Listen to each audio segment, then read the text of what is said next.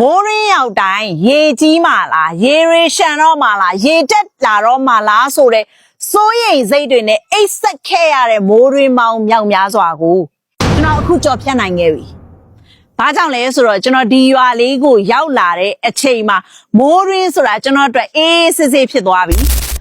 ကျွန်တော်ရဲ့ရွာကလေးက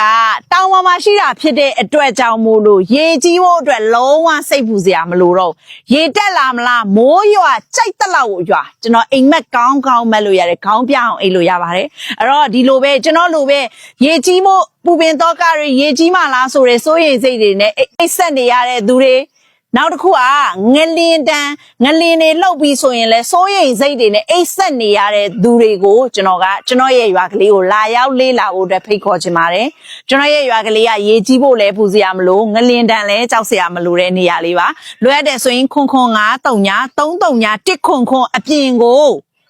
ကျွန်တော်ရဲ့ရွာကလေးကရွာမြေစစ်စစ်ဖြစ်တဲ့အတွက်ခေါင်းပြအောင်အိတ်လို့ရမယ်နော်လွယ်တဲ့ဆိုရင်လာရောက်လေးလာလို့ရပါတယ်ဝယ်ပြီးတော့လေတန်းအိမ်ဆောက်လို့ရတဲ့အပြင်ကိုမိတိုင်ကလည်းအိမ်ရှိမှရှိတယ်ရေတွင်းတူးလို့လည်းရပါတယ်ရှင့်လွယ်တဲ့ဆိုရင်အမြန်လာရောက်လေးလာဖို့အတွက်ဖိတ်ခေါ်ခြင်းပါတယ်ပြုံးလင့်ကျမဲချန်ကကိုပိုင်ဝယ်ယူရောင်းချတဲ့မြေကွက်ကလေးတွေပါရှင်